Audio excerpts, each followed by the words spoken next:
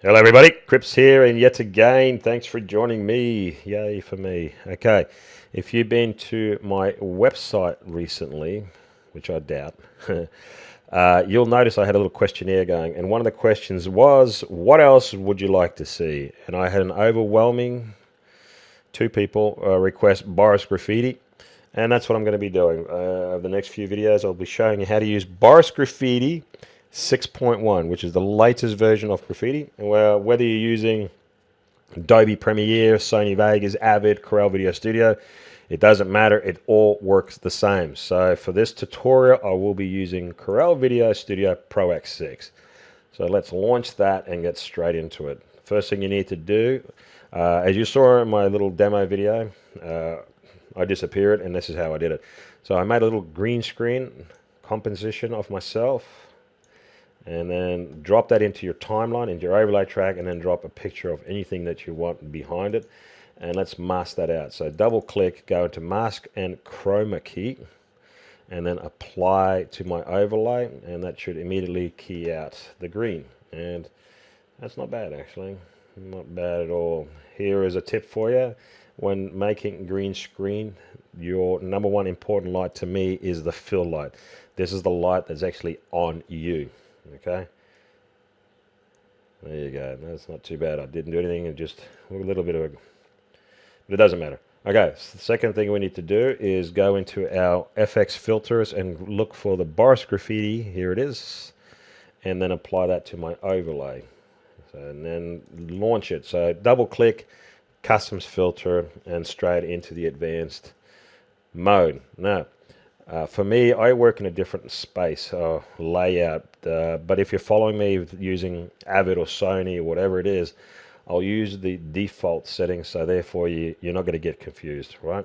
Okay, first thing we need to do is delete the text track. If it's not highlighted already, just click on it once, it turns red, and press your delete key, and voila, it's gone. Then what we need to do is apply a filter. So we're going to go filters at the top, distortion and perspective, 2D particles, and apply that. Now, we have already finished, believe it or not. We have done exactly what I told you we would do, and that is vaporize me. And that's how easy it's done. But obviously I'm going to show you a little bit more than that, right? Let's go back into the advanced menu, and I will go through some of the basic controls quickly to get you started so you can have a ton of fun doing it yourself. Okay, so you notice this red ring on the composition video. This red ring is also represented by this scatter bar here. Two tips. Turn off the toggle animation. Make sure it's gray, not red. And secondly, work in your control panels. Do not work on your footage. It just get into the habit, because it just makes everything so much easier later on. Work in here. This is the scatter. So if I increase the circle, I will create a larger scatter on my video. And if I decrease it, it's going to create a small scatter. Right now, the scatter is coming from this point, and then everything around it just goes out. I'm going to move my video, my current time indicator slightly forward. Okay. The speed in which the scatter is applied, if I increase it, it will disappear off the screen faster, like so. If I decrease it, it will stay on the screen longer. And this is a very important one as well. Let's bring this right down and I'll show you what I mean. Let's apply that so we can have a look at the original footage. If I apply the effect like it is, I go to my project and press play. Alright, so it's all going great, but then it hits the end of the footage, and I still have all the particles left on screen. And if I was going to a next clip or onwards, the effect would look really weird, because 1 minute you have particles, and then the next minute there is nothing. It's clean again, and it just looks shitty. So don't do that. That is what the speed does, how quickly it applies and then vanishes. So that's very, very important if you're going to use this effect.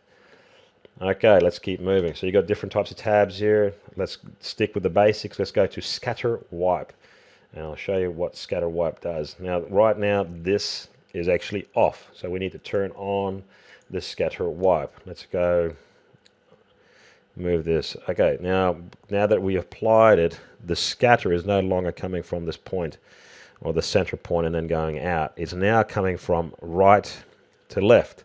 And as you can see, it's coming in at a 90 degree. But watch what I do.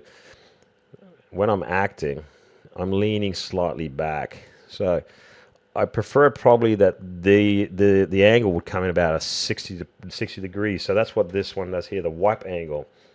So let's move it to about 60. See? Let's go back here. See how now the angle is at 60? So as it applies, it just can create a better illusion. You can have a lot of fun with that as well. So that's what that one does there. And the wipe as well. Okay. How quickly you want it to wipe me out. Like so. Alright, because now remember, you're overwriting the original, okay? You're overwriting the original. So that's how that one works there. Gravity, here's another one. This is very cool. How do you want the particles to fall? Do you want it to go up in the air or do you want it to fall on the ground? Let's say we want to apply a lot of gravity. So that means it's going to be pulled down. So let's do that. Increase this bar. And you can already see, that's a lot. That's probably a bit too much. Okay, let's have a look. There you go. Let's go back to scatter wipe because I need this to come a little bit faster. All right, let's apply it so we can see what the gravity did. So now all the particles will fall down. So let's do that.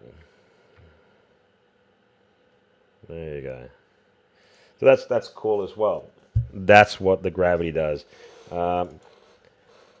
I'll quickly show you something else because you probably want it to go up and then you say, hey, how do I make it go up? Because if I go into gravity and I bring this right down to 0, that's as far as it goes. And you go, but Crips, I want the particles to go up, float in the air. How do I do that? Well, very simple.